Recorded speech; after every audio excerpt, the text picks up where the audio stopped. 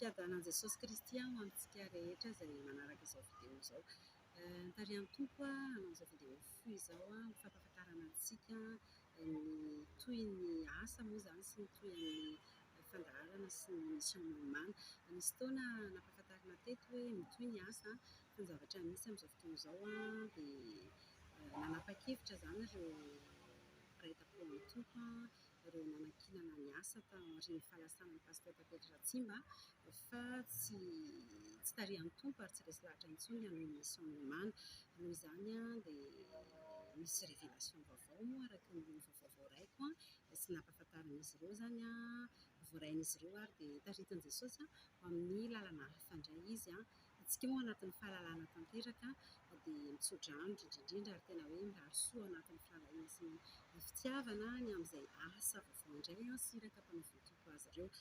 Noho izany ny mission nomana manokana izany indrindra ny fampianarana izay napetraka Jesosy tamin'ny pasteur Petra Ratsimba dia azo lazaina hoe tapitra satria ireny ihany koa moa izany fampianarana namen'i Jesosy azy dia tapitra hatreo ny mahakasika an'ireny araka ny fanlazaiko. Misy fotoana nanao video clip ihany dia mba maniry foana ny hanaparitahana azy ireny satria misy hafatra mafonja namen'i Jesosy izy ireny ary dia mba hiparitaka manerana an'izao tontolo izao tahaka ny efa fiparitahany sy andrenesantsika hatrany ny akon'ireny fitoriana filazantsara ireny.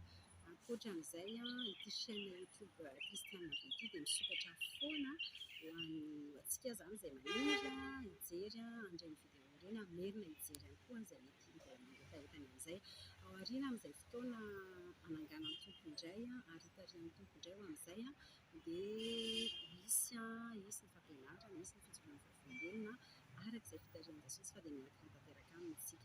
Dia te-hampahery hatrany antsika amin'izao fotoana izao hoe hatramin'izay antsika dia ataon'i Jesosy foana ary tsy mbola nanary antsika izy, tsy mbola nidify tamintsika izy fa teo foana teo anatrehantsika mandrakariva.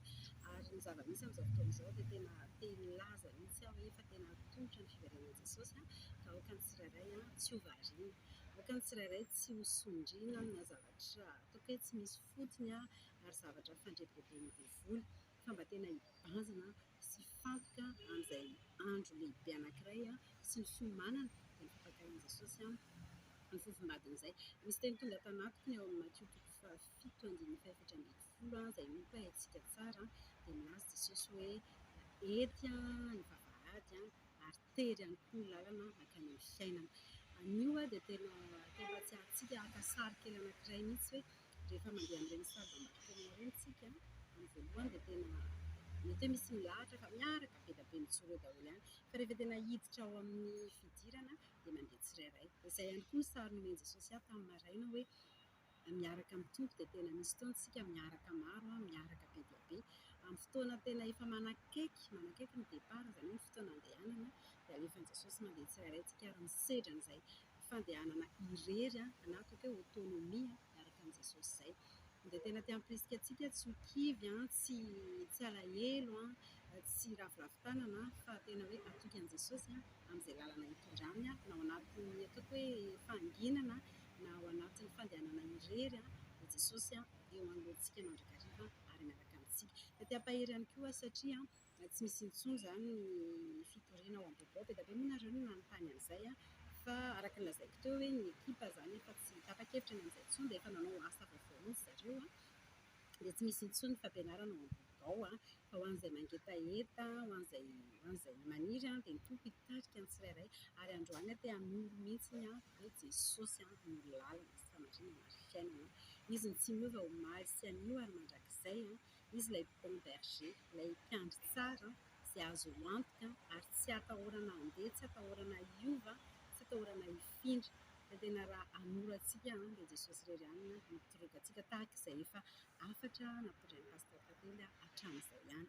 Dia izay ny vaovao azoko lazaina fa dia mampahery antsika rehetra fanaraka an'izao fandaharana izao. Arahako lazaiko teo hoe amin'ny fotoana izay metrahan'ny tompo an'izay indray dia mbola ho avy, mbola hisy fampaheresana eto fa matoky isika fa Jesosy ilay nanomboka ny asa tsara tato anatintsika no hamarana azy hatramin'ny farany ary dia tiantsika tanteraka azy ny zavatra rehetra. Ny email niomana@awal.com dia mbola ahafahanao mifanerasera amiko raha toa ka misy hetaheta moa izany mifanerasera ankoatran'izay koa misy ny email personnel liana tiret-by @hotmail.com. Misy moa nareo no mandrepahera an'izay hoe fampaherezana izay fifampaherezana izay izaho ihany koa anatin'izay hoe tena miandrandra fampaherezana avy any aminareo dia raisina tanandroa. Ny fitiavan'i Jesosy ary indrindrindrindra ny fiadanany izay mihoatra ny fahalalana rehetra hanapaka ny fontsika tsirairay avy dia mirary soa antsika be dia be amin'i Jesosy. Velon'Andriana.